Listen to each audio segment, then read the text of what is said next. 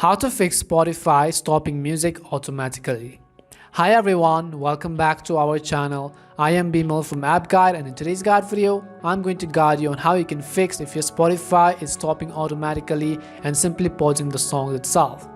But before we get started with the video, if you are new to this channel, make sure to leave a like and subscribe. And without any further ado, let us get started with today's video.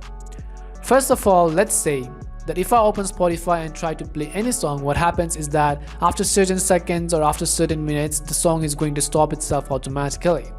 So we are going to simply run through some of the checks on how you can fix that. The first thing we definitely want to make sure is that we have an up-to-date version of Spotify. So I'm going to simply open my Play Store. In the search box, I will simply type in Spotify and then check whether the Spotify app has an update available or not. If it does have an update available, then go ahead and simply tap on the update button in order to update the application to the latest version. After we update it, I'm going to simply open it again. Now the second reason of why your Spotify songs could be pausing automatically could be that your data saver is currently turned on. So you want to make sure that the data saver is currently turned off. In order to do that, on the top right hand side, you want to simply tap on the settings button.